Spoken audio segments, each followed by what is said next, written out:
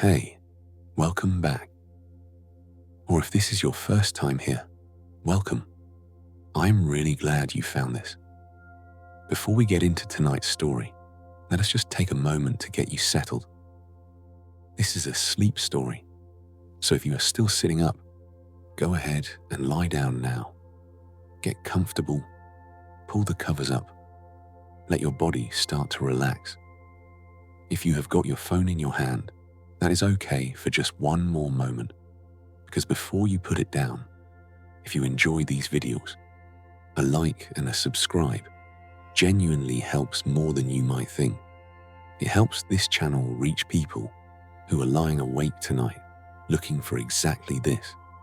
So if you can, hit the like button, tap subscribe, and then put the phone down. Set it to the side. You will not need it anymore tonight.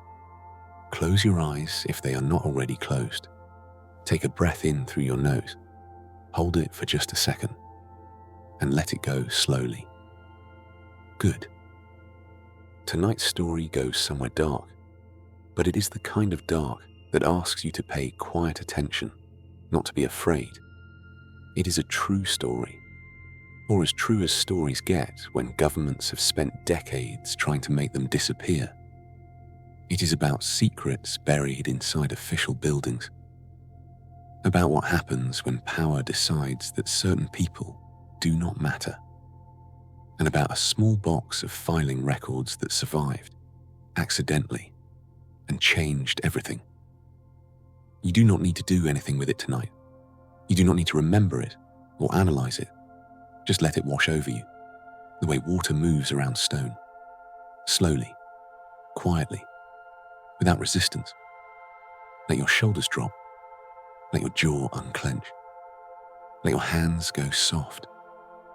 The story will carry you. All you have to do is listen. Chapter 1. The Man Who Knew Too Much. There is a building in Langley, Virginia.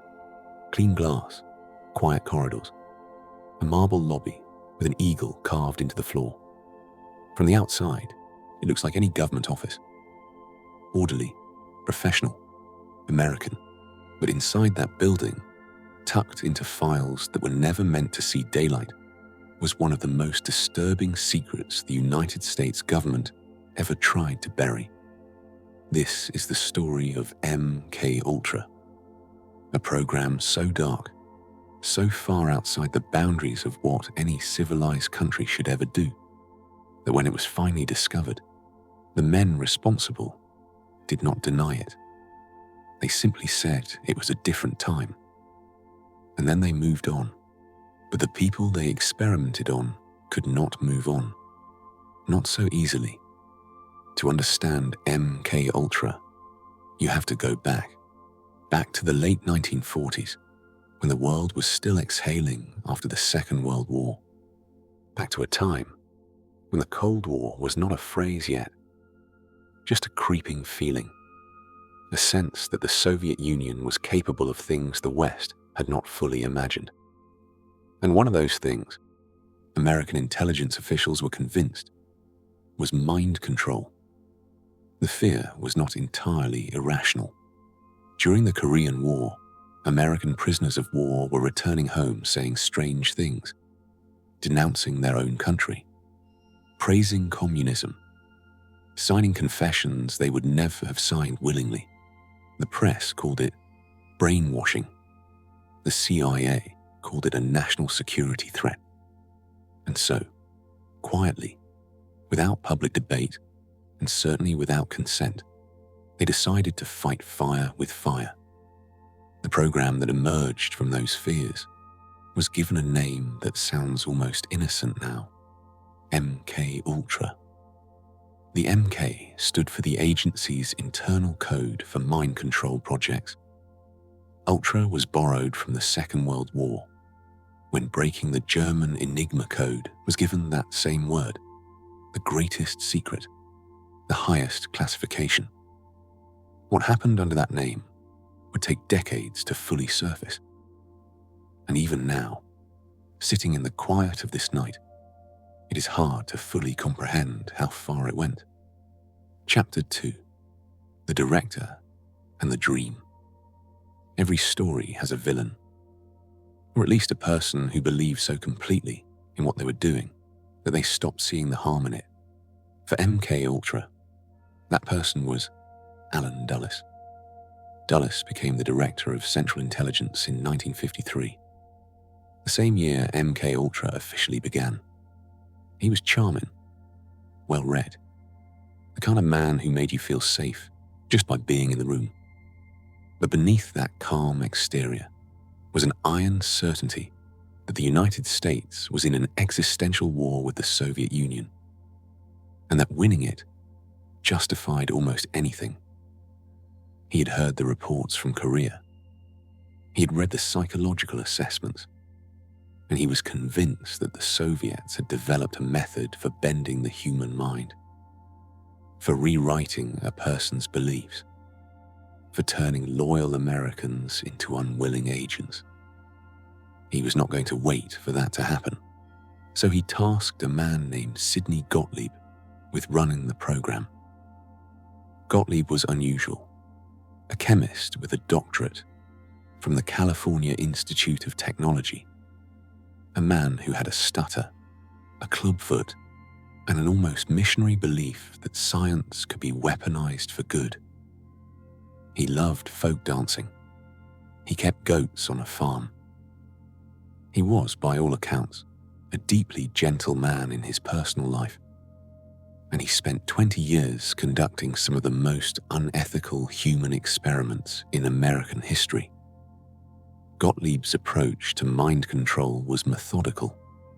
If the Soviets were using psychological manipulation, he wanted to understand every tool available: hypnosis, electroshock therapy, sensory deprivation, psychological pressure, and above all, drugs. Chemicals that could strip a person of their defenses, loosen their grip on reality, and make them open to suggestion.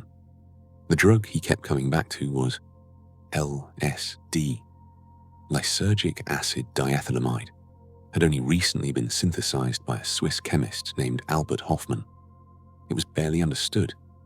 Its effects were wildly unpredictable. And Gottlieb became obsessed with it. He genuinely believed it could be the key, that if you gave a person LSD without their knowledge, at the right dose, at the right moment, you could unlock something, reprogram them, make them talk, make them forget, make them believe almost anything.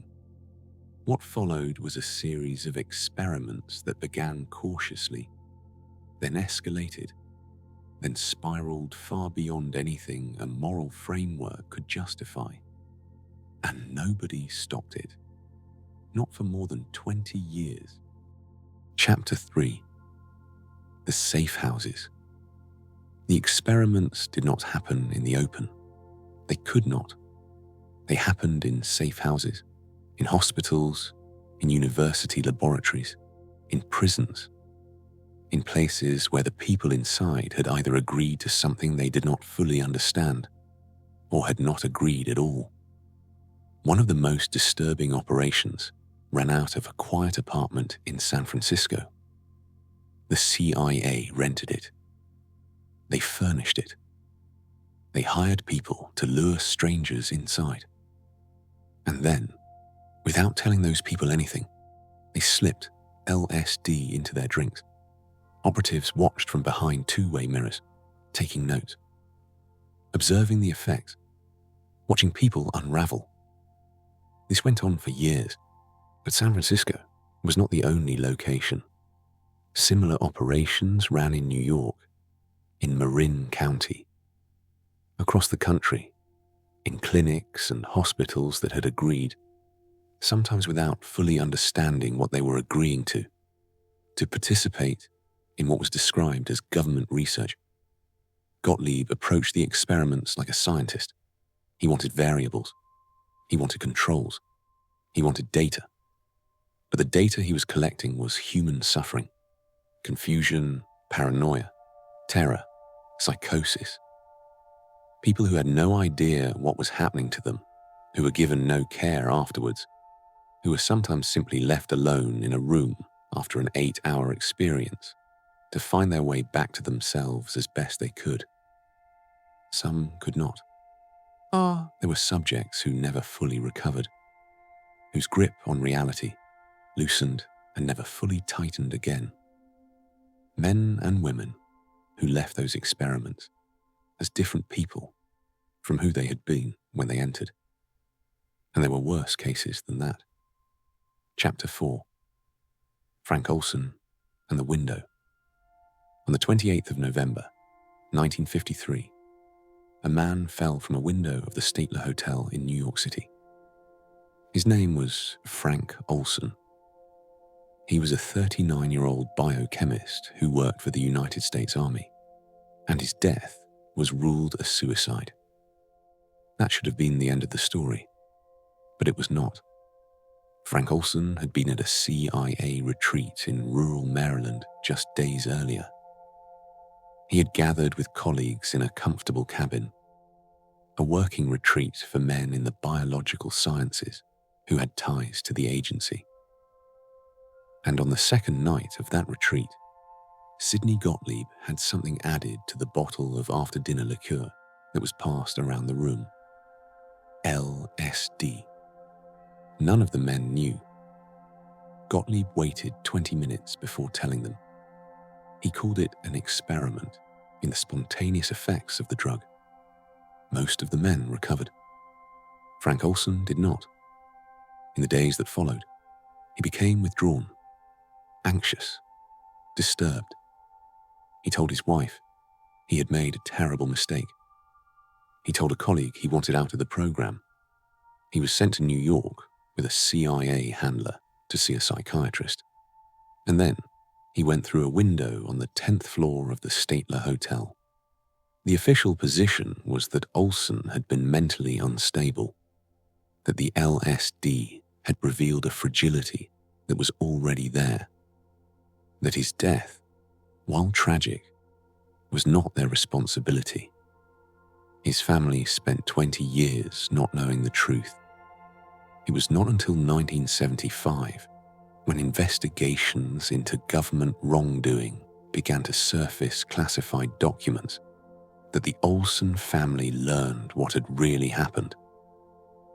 That Frank had been drugged without his consent, that his crisis had been caused by an illegal government experiment, that the people responsible had known all along. The government settled with the family. Quietly. They received $750,000 and an apology from President Gerald Ford in the Oval Office. Frank's son, Eric, was never satisfied. He spent the rest of his life believing that his father had not jumped, that he had been pushed, that the agency, afraid of what Frank Olson knew about certain weapons programs, had decided he was too dangerous to be left alive and too unstable to be trusted. He had his father's body exhumed in 1994. A forensic examination found evidence of a blunt force trauma to the head, evidence that had not been recorded in the original autopsy. No one was ever charged. No one was ever held accountable. And Eric Olson kept asking questions that no one would answer. Some nights, you have to wonder if that is the most frightening part of all. Not what they did, but how completely they walked away from it. Chapter 5. The Universities. One of the things that made mkultra so difficult to fully expose, even decades later, was how widely it had spread. It was not a single program run out of a single building. It was a network, a web of funding running through universities, hospitals, prisons and research institutions across North America. The agency funneled money through organizations with respectable-sounding names. Fake foundations. These organizations handed out grants to researchers who sometimes knew exactly who was really paying and sometimes did not. 80 institutions are involved. Let that number sit for a moment. 80. Universities, research hospitals, government agencies, all conducting experiments on human beings under the cover of legitimate scientific work. At a psychiatric facility in Montreal, a Scottish doctor named Ewan Cameron was doing things that would have interested Gottlieb greatly. Cameron had a theory. He believed that mental illness could be treated by first destroying a patient's existing personality and then rebuilding it from scratch. He called it psychic driving. In practice, it meant this. Patients at the facility, many of whom had checked in for relatively minor conditions like depression or anxiety, were placed in medically induced sleep for weeks or months at a time. While they slept, recordings were played on a loop. Sometimes harsh statements, sometimes commands, sometimes the same sentence repeated hundreds of thousands of times directly into their unconscious minds. They were given electroshock therapy at doses far beyond what any ethical standard permitted. Some patients received it daily, for months. They were given experimental drugs. They were kept in sensory deprivation. And when they woke, many of them could not remember who they were, could not remember their childhoods, could not remember their spouses or their children. They had to be taught to feed themselves again. Cameron was trying to wipe the slate clean. And in some terrible sense, he succeeded. The agency funded him through a front organization. They were interested in whether it was possible to erase a person's existing beliefs and replace them with new ones. Cameron died in 1967. He was never charged with anything. He is remembered in several psychiatric textbooks as a significant contributor to the field. His patients were left to piece their lives back together as best they could. Some of them are still alive. Some of them are still trying to remember. Chapter 6. The documents that almost disappeared. In 1973, Richard Helms made a decision. Helms was the director of the CIA, and he knew what was coming. A political scandal had cracked open the government's culture of secrecy. Congressional investigations were circling, and one of the things those investigations might find, if they looked in the right places, was mkultra. So he ordered the files destroyed. Not some of them, all of them. By the time investigators began looking, the paper trail was gone. Thousands of documents, years of records, the identities of subjects, the details of experiments, the chain of command that had authorized it all. Burned. But Helms made one mistake. Or rather, one file clerk followed routine procedure that would change everything. A box of financial records had been sent to a storage facility in Rockville, Maryland. They were budget documents, considered too ordinary to be part of the main program files. They were overlooked, not destroyed. A researcher named John Marks found them in 1977, working through a Freedom of Information request. 16,000 pages of financial records that revealed, in the dry language of government accounting, the full scope of what mkultra had been. The names of the institutions, the amounts of money transferred, the research being funded. The evidence was incomplete, stripped of the human details that had been destroyed in 1973. But it was enough. Senate hearings began. Survivors came forward. And slowly, painfully, the story the agency had spent 20 years burying began to surface into the light. What they found was this.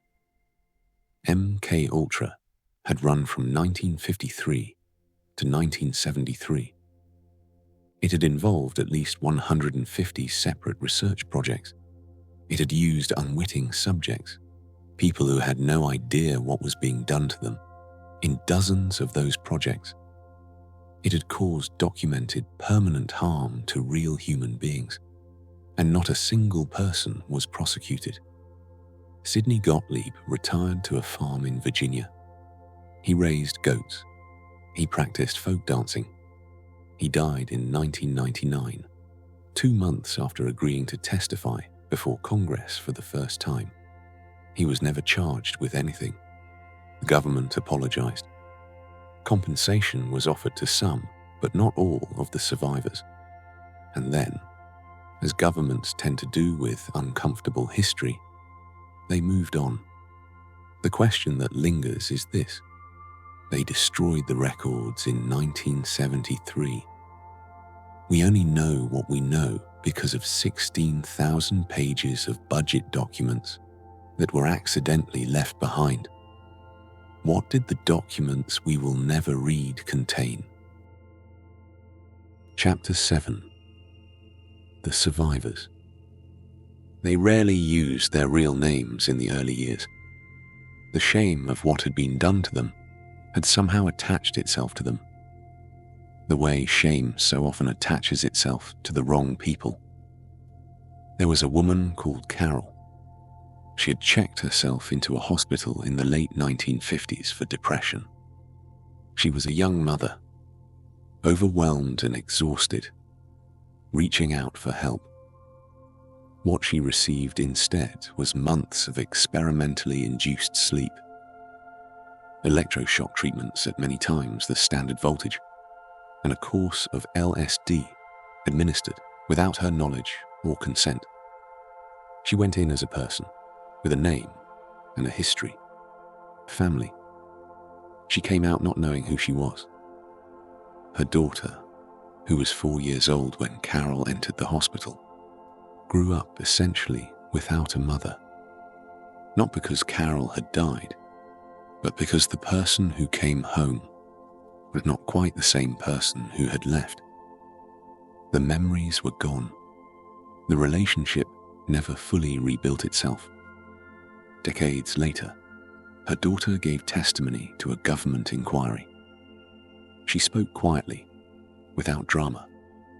She said she wanted people to understand that her mother had gone in looking for help, that she had trusted the institution, that the institution had betrayed that trust so completely, so deliberately, that the effects had rippled through 2 generations of a family. There were others like Carol, many others. In the United States, a man named James Stanley had been given LSD without his knowledge while serving as an army soldier in what he was told was a study on protective clothing. He suffered severe personality changes afterwards. His marriage fell apart. He became prone to outbursts that were completely unlike who he had been before. When he eventually found out what had been done to him, he tried to take the government to court. The case went all the way to the Supreme Court. In 1987, the court ruled against him. By a vote of 5-4, they decided that soldiers could not sue the government for injuries sustained during service, even when those injuries were caused by illegal experiment conducted without their knowledge. Justice Sandra Day O'Connor wrote a dissenting opinion. She said it was difficult to conceive of a more harmful act than secretly drugging a person and then abandoning them to the consequences. She lost 5-4. James Stanley never received compensation. He died having been told, in so many words, that what the government did to him was permitted under the law. These are the quiet corners of the story that tend to stay with you, not the grand geopolitical calculations, not the Cold War chess match, just James Stanley, sitting with a court ruling that said what happened to him was legal, and having to find a way to go on living. Chapter 8. The questions that remain. Here is what we know. We know mkultra happened. We know it ran for 20 years. We know it involved hundreds of institutions and thousands of unwitting subjects. We know that documents were deliberately destroyed to prevent accountability. We know that no one was prosecuted. We know all of this because of 16,000 pages of budget records that someone forgot to shred. What we do not know is almost everything else. We do not know the full number of people who were experimented on without their knowledge. Without the destroyed records, a precise count is impossible. We do not know how many of those people were permanently harmed. We do not know the full extent of what was done beyond the drug experiment, into hypnosis, into psychological pressure, into territory that the surviving documents only gesture toward. And we do not know whether it truly stopped. In 1977, during Senate hearings, the then director of the agency testified that mkultra had been shut down in 1973.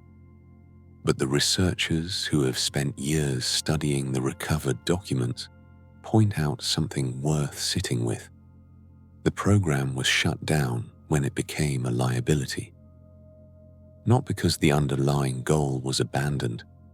The idea that psychological influence, that the manipulation of belief and behavior could be weaponized. That idea did not disappear with the files. And the thing about secret programs is this: the ones we know about are the ones that leaked. Chapter 9. The weight of it. There is a particular kind of heaviness that settles over you when you spend time inside this story. It is not the shock of discovering something for the first time. mkultra is documented enough now that the broad outlines are no longer new to many people. It is a different kind of weight, the weight of recognizing something true about how power works. Power tends to protect itself. That is the quiet lesson at the center of this story.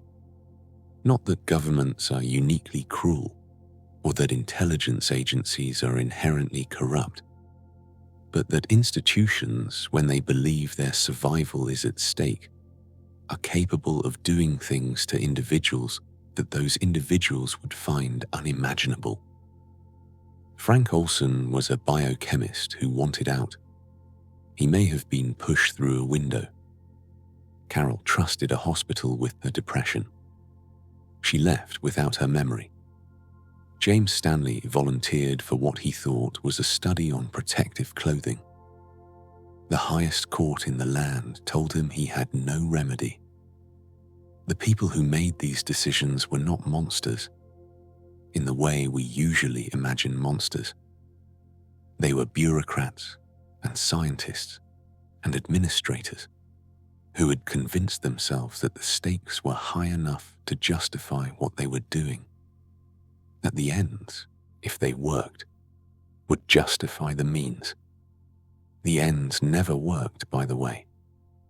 Despite 20 years and enormous resources, and the suffering of an unknowable number of human beings, mkultra produced no reliable method of mind control.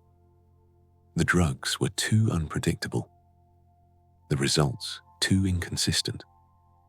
The human mind turned out to be stubbornly resistant to being rewritten, which means that everything that was done in service of something that was never achieved.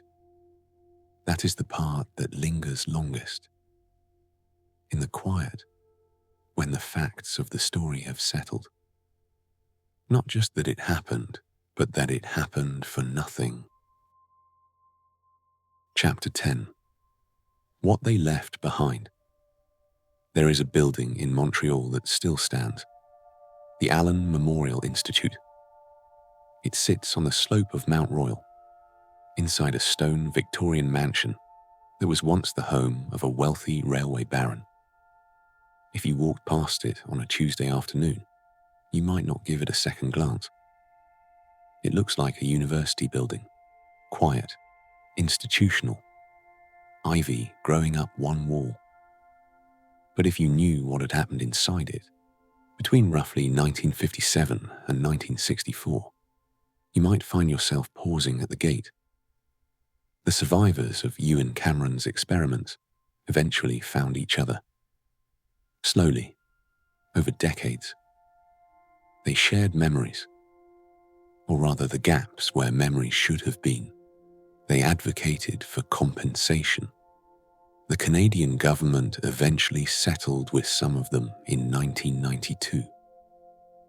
80 survivors, each receiving $100,000 for what had been done to them. $100,000 for the erasure of a self, for waking up and not knowing your children's names. The survivors accepted it, not because they thought it was enough, but because it was what was available. Because fighting cost more than they had left. And the building is still there, still open, still treating patients. The name above the door has not changed. This is the thing about history. It does not require grand gestures of closure. It just keeps going. The institutions continue. The same corridors, new people walking through them. The shame, when it comes, is brief and manageable, and followed eventually by something like forgetting. Only the survivors remember.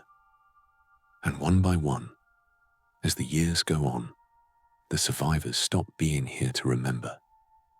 There is a woman named Gail Kastner, one of the last people to speak publicly about what Cameron did at Allen Memorial.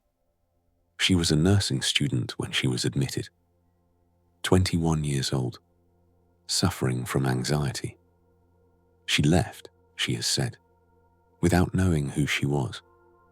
She spent years rebuilding herself, slowly, the way you might reassemble something fragile that has been dropped from a great height. She found shards of memory. She found pieces of herself. She stitched them back together as best she could. And then she talked. She gave interviews. She gave testimony. She pushed for accountability that never quite arrived in the form she deserved. She said she talked because someone had to. Because if the survivors went silent, it would be as if the whole thing had never happened. She was right about that. Someone has to keep saying it. Chapter 11. The Echo. You might wonder, lying here in the dark, why a story from the 1950s and 60s still matters. Why it is worth carrying into the night with you. It matters because of what it reveals about the relationship between governments and the people they govern, because of what it says about the conditions under which otherwise ordinary, educated, professional people are capable of causing extraordinary harm. It matters because the documents were destroyed. Because without one filing clerk sending a box of budget records to an off-site storage facility, we might never have known any of this. The story might have stayed buried, the way countless other stories stay buried, in files that no one will ever read, or in ashes that no one will ever sort through. It matters because the lesson was not cleanly learned, because the patterns of thinking that produced mkultra, the belief that security can justify suspending the rights of individuals, did not simply dissolve when the program ended. And it matters, in a quieter and more personal sense, because of the individuals, not the program, not the policy, not the Cold War calculations, the individuals. Frank Olson, who fell or was pushed from a window. Carol, who went in looking for help and came out without her memories. James Stanley, who was told by the highest court in the land that what had been done to him was permitted. Their stories deserve to be held. Not with anger, although anger is entirely reasonable. Not with the kind of outrage that burns bright and then fades. Just with a steady, quiet attention. The kind that says, I know this happened. I know you were real. I know the institution would have preferred you to be forgotten, or dismissed, or never spoken of again. But here, in the dark, with the night settled around us, we can simply remember them. We can carry their names gently, the way you carry something fragile and real, and we can let the questions they leave behind rest softly in the back of the mind, not with fear, just with open eyes. Chapter 12, Into the Quiet. The story of mkultra does not have a clean ending. That is the thing about true stories. They do not resolve the way we would like them to. There is no final revelation, no moment of full accountability, no document that ties every loose thread into a neat and satisfying whole. What there is a record, incomplete, partial, scarred by the fires of 1973, but real. 16,000 pages of budget documents, Senate testimony, the accounts of survivors, the slow and careful work of researchers who spent years piecing together what could no longer be officially confirmed. And there is the simple, enduring fact that it happened.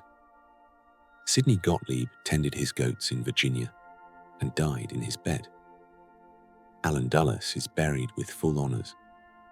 Ewan Cameron is remembered in several textbooks as a significant figure in the history of psychiatry.